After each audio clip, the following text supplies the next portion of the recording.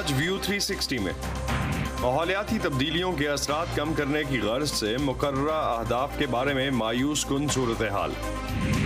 Corona virus میں آنے والی تبدیلی کتنی خطرناک ثابت ہو سکتی ہے؟ کیا ویکسینز اب بھی مؤثر رہیں گی؟ اور آپ کو ملوائیں گے کوئن گیمبٹ میں شطرنج کے میچز ڈیزائن کرنے والے گرینڈ ماسٹر گیری کیسپروف سے۔ وائس آف امریکہ کے واشنگٹن اسٹوڈیوز سے آپ سب کو خوش آمدید۔ آپ دیکھ رہے ہیں پروگرام ویو 360 اور میں ہوں اسد اللہ خالد۔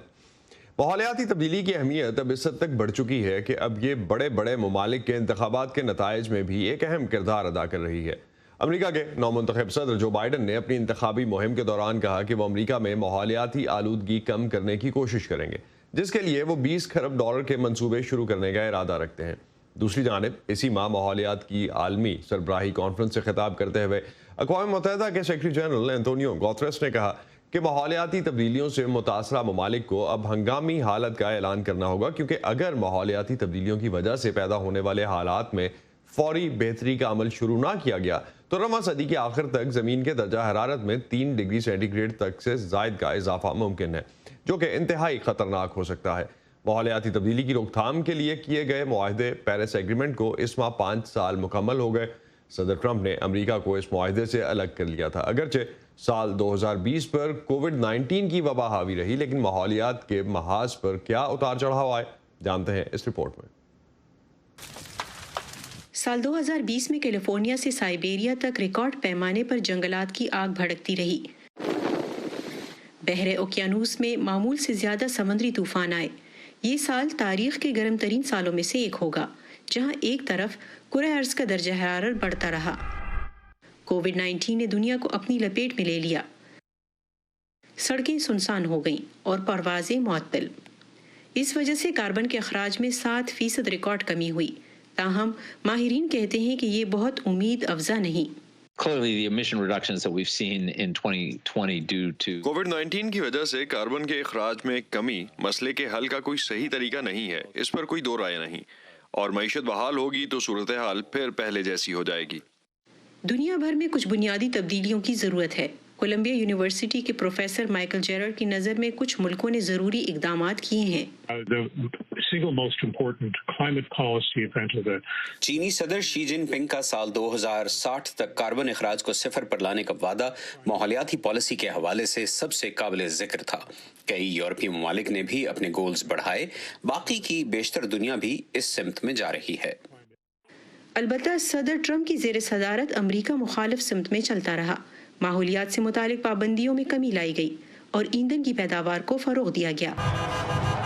پروفیسر مائیکل کے مطابق جو بائیڈن کی جیت سے ایک نئی سمت کا تعین ہوگا۔ بلا شبہ صدر ٹرمپ کے مقابلے میں جو بائیڈن بالکل مخالف سمت کا انتخاب کریں گے۔ ماحولیاتی تبدیلی کے خلاف جنگ کو جو بائیڈن نے اپنی ترجیحات میں شامل کیا ہے، تاہم ایک منقسم کانگریس ان کے عزائم میں رکاوٹ ڈال سکتی ہے۔ البتہ ریاستیں زیادہ سخت اقدامات کر سکتی ہیں، جیسے کیلیفورنیا کے گورنر سن 2035 تک پیٹرول سے چلنے والی گاڑیوں پر پابندی کا حکم دے چکے ہیں۔ بینکوں اور سرمایہ کاروں نے بھی اس سال قدرتی ایندھن کے کم استعمال کا راستہ چنا۔ بڑے بینکوں نے کہا کہ وہ آرکٹک کے خطے میں تیل اور گیس کی تلاش پر سرمایہ کاری نہیں کریں گے، جبکہ امریکہ کے مرکزی بینک نے پہلی بار ماحولیاتی ایکشن کی بات کی۔ اس سوچ کو تقویت ملی کہ ماحولیاتی تبدیلی امریکی مالیاتی نظام کے لیے بڑا خطرہ ہے۔ 2020 وہ سال ہے جب یہ سوچ پروان چڑھی۔ 2020 میں اقوام متحدہ کے پیرس معاہدے کو 5 سال مکمل ہو گئے، تاہم عالمی حدت کے خطرے کو کم کرنے کے لیے مقرر کردہ اہداف سے دنیا اب بھی بہت دور ہے۔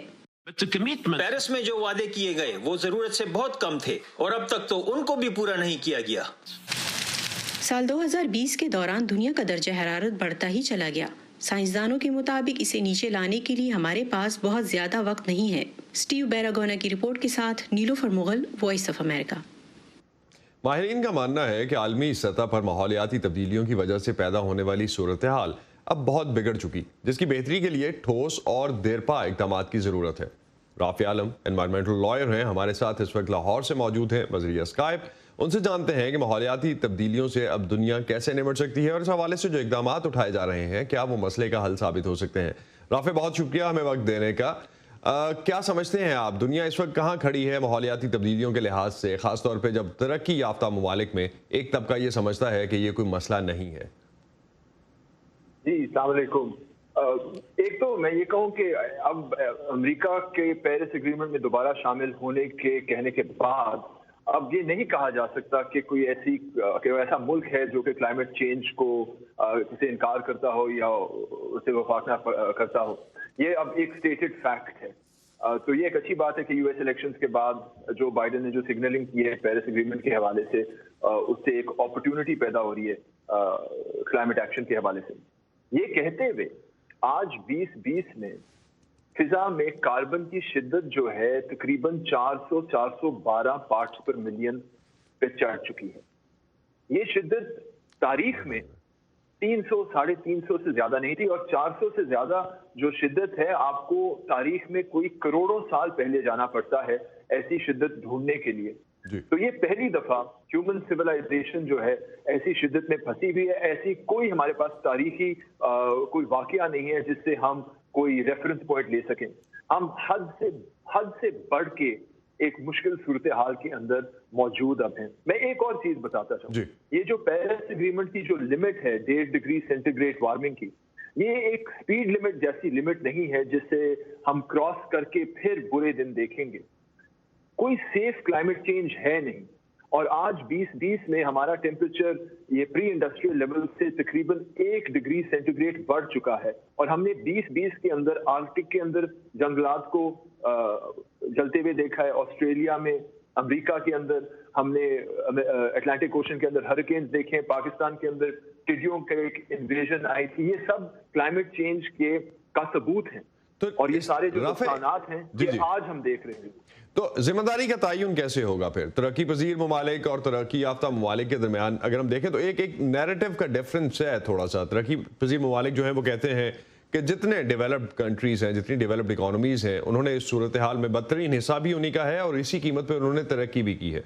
तो इस मामले में अब जो इकदाम किए जा रहे हैं आलमी सतह पर, ये तरक्की पजीर ममालिक की ग्रोथ को कम कर सकते हैं? आप समझते हैं कि ये नैरेटिव कहीं ना कहीं फॉल करता है, स्टैंड करता है अपनी जगह पर? इस नैरेटिव की बुनियाद मेरे ख्याल से तब्दील होने को चलती है। अब देखें, अगर एक आलमी मसला है, एक दुनिया का मसला है, सिविलाइजेशन का मसला है, तो इसको हल करने के लिए हमने जो सिस्टम इजाद किया है वो ये है कि दुनिया के अंदर जो लोग हैं, जो कम्युनिटीज हैं, उनको तकरीबन 200 मुल्क के अंदर तकसीम करके उनसे हल निकालने का हमने पूछा है। ये अनसक्सेसफुल रह रही है बात। अब देखिए, मुल्कों के दरमियान जो क्लाइमेट एक्शन है वो जरूरी है, मगर ये भी सोचिएगा कि क्लाइमेट चेंज जो है मुल्कों को असर नहीं पड़ता, ये इंसानियत को असर पड़ता है। तो हमें climate change through human lens देखनी पड़ेगी और देखना पड़ेगा किन किन तरह के लोगों को असर पड़ रहा है, और वहां हमें अपने एक्शन फोकस करने पड़ेंगे। और जो दुनिया के अंदर मेजॉरिटी जो लोग हैं, गरीब लोग हैं, थर्ड वर्ल्ड कंट्रीज के अंदर रहते हैं, इनकी अडेप्टेशन पे हमें अब फोकस करना पड़ेगा। तो इनको अब नुकसान जो है जो पड़ेगा, इन पे हमें तवज्जो देनी पड़ेगी। राइट। तो तरक्की याफ्ता ममालिक और तरक्की पजीर ममालिक दोनों में से किस हद तक कितनी कितनी जिम्मेदारी आयद होती है इस संगीन मसले को हल करने के लिए? देखें जी, जैसे मैंने कहा, कोई सेफ क्लाइमेट चेंज है नहीं। ये 1.5 डिग्री की लिमिट जो है ये एक पॉलिटिकल रिस्क की लिमिट है कि सियासतदानों ने कहा है कि इससे ज्यादा सियासी रिस्क हम नहीं लेना चाहते।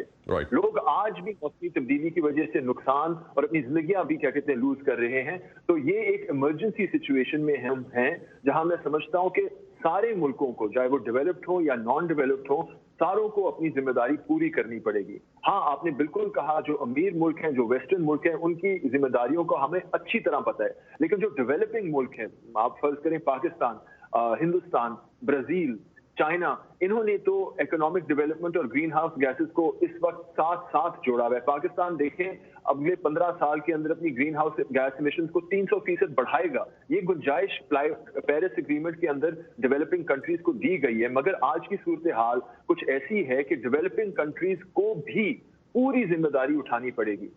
अब इसमें आप कहेंगे कीमतें जो है, इस पे कॉस्ट बहुत ज्यादा बढ़ती है, गरीब मुल्कों के पास पैसे नहीं है।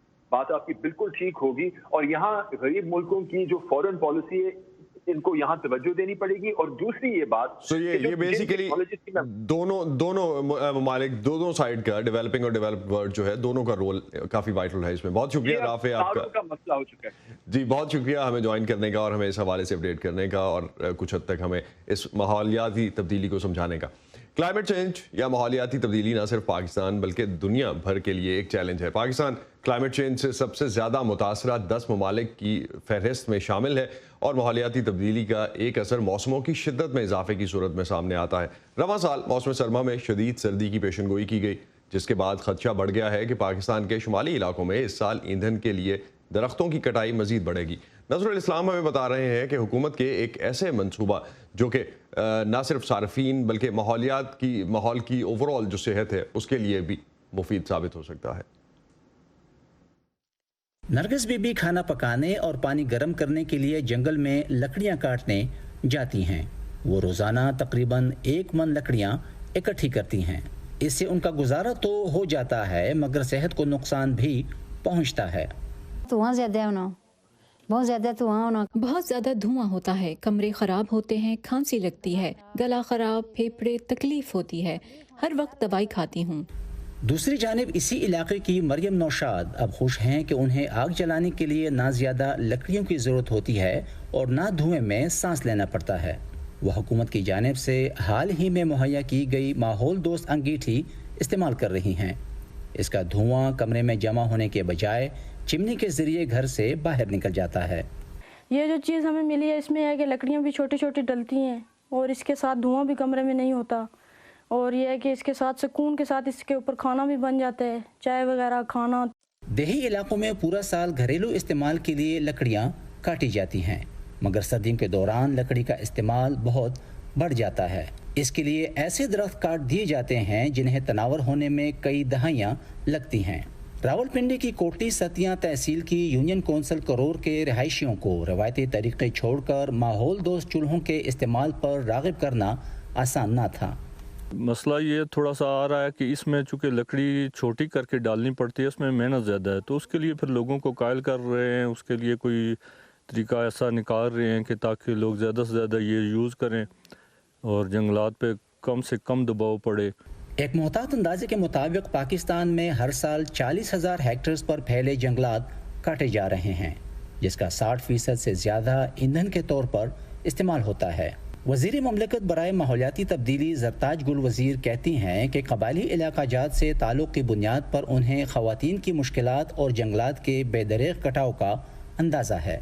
हम इसका स्पैन बढ़ाना चाहते हैं और उसके हमें मकसद ख़वातीन को फैसिलिटेट करना था और रिलेट करना था क्लाइमेट चेंज से। वो वुड फ्यूल की कंजम्पशंस और ख़वातीन की हेल्थ और फिर उसके बाद कार्बन एमिशन, वो सब चीज़ें सिंक्रोनाइज्ड हो गई विद गुड इंटेंशंस। पाकिस्तान का शुमार माहौलियाती तब्दीली से सबसे ज़्यादा मुतासर होने वाले मुल्कों में किया जाता है, जबकि कटाई के बायस कुदरती जंगलात का रकबा 20 सालों के दौरान मुसलसल कम हुआ है। जंगलात की कटाई की हौसला शिकनी के हवाले से हुकूमत ने करोर यूनियन कौंसिल में 600 से ज़ायद माहौल दोस्त अंगीठियाँ तकसीम की हैं। हुकाम का कहना है कि इससे न सिर्फ माहौल बल्कि लोगों की सेहत पर भी मस्बत असर पड़ेगा। नज़रुल इस्लाम, वॉइस ऑफ अमेरिका, कोटली सतिया, रावलपिंडी।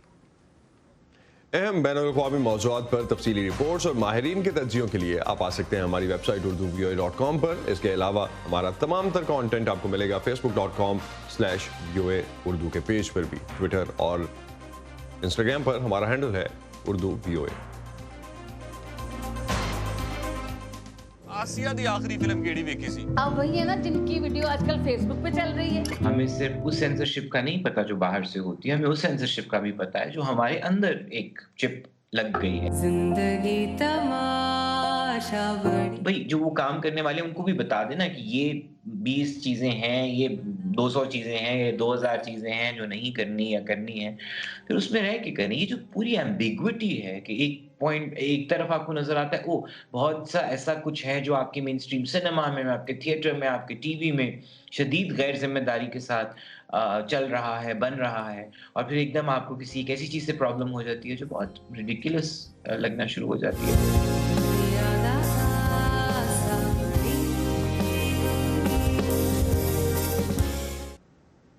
سرمد کھوسٹ کی اس سال ریلیز ہونے والی فلم زندگی تماشا ایک کنٹروورسی کا شکار بنی. حالانکہ اس فلم کو مختلف عالمی میلوں میں خاصی پذیرائی ملی، لیکن پاکستان کی حد تک بعض حلقوں کی جانب سے ناپسندیدگی کا اظہار بھی کیا گیا. دوسری جانب آزادی اظہار کے حوالے سے اس فلم کے حق میں آوازیں بھی اٹھیں. سرمد کھوسٹ کی وائس آف امریکہ کی نخبت مالک سے یہ تفصیلی گفتگو آپ دیکھ سکیں گے کل پروگرام ویو 360 میں. 2020 کرونا وائرس کا سال رہا. ویکسین کی آمد سے امید تو پیدا ہوئی ہے کہ 2021 بہتر ہوگا، مگر اب کرونا وائرس کی ایک نئی قسم سامنے آنے کے بعد نئے سوالات نے بھی جنم لیا ہے. صبا شاہ خان ہمیں بتا رہی ہیں کہ کرونا وائرس میں آنے والی یہ تبدیلی کتنی خطرناک ثابت ہو سکتی ہے اور اس صورت میں کرونا کی ویکسینز کتنی مؤثر رہیں گی. کرونا وائرس کے خلاف تجربات میں انتہائی مؤثر ثابت ہونے والی 2 ویکسینز کی منظوری سے زندگی کے معمول پر لوٹنے کی امید بندھی تھی، لیکن پھر برطانیہ میں وائرس کی ایک مختلف شکل سامنے آئی جو زیادہ تیزی سے پھیل سکتی ہے. ماہرین کا خیال ہے کہ یہ قسم امریکہ پہنچ چکی ہے، جبکہ پڑوسی ملک کینیڈا میں کم از کم 2 افراد میں یہ اسٹرین پائی گئی ہے. This new variant is highly concerning because it is yet more transmissible. اس خبر کے ساتھ ہی 40 سے زائد ممالک نے برطانیہ کے سفر پر پابندی عائد کر دی اور برطانیہ نے نئے سرے سے لاک ڈاؤن لگا دیا.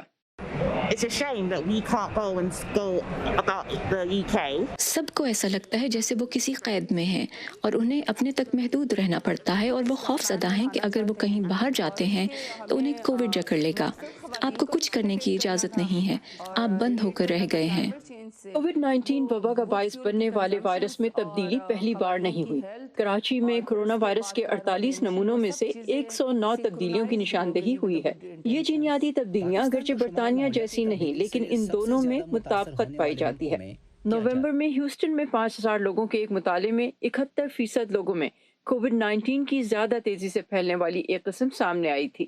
ماہرین کے مطابق وائرسز میں تبدیلی آنا ایک معمول ہے. کورونا اپنی شکل پھر سے تبدیل نہ صرف کر سکتا ہے بلکہ میری نظر میں کرے گا.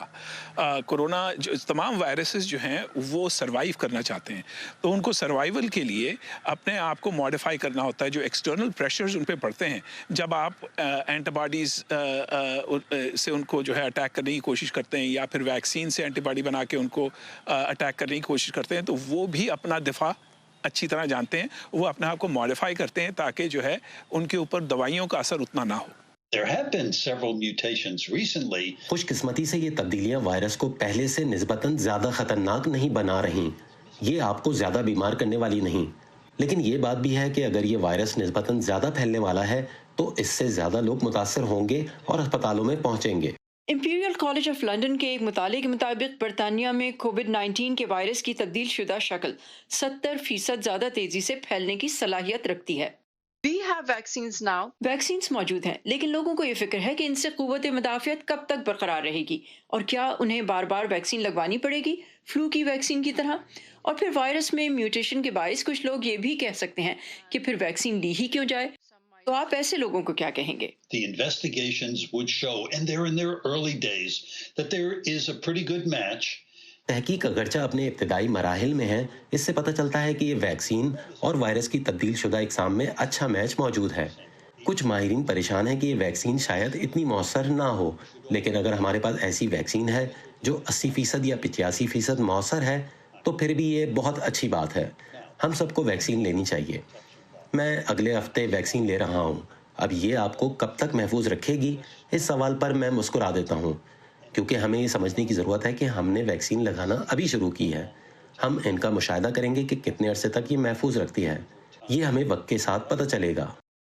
فائزر کے ساتھ اشتراک میں ویکسین بنانے والی جرمن کمپنی بایون ٹیک کے سربراہ کا کہنا ہے کہ مزید تجربات کی ضرورت ہے، مگر انہیں توقع ہے کہ ان کی ویکسین وائرس کے خلاف بڑی حد تک مؤثر ثابت ہوگی.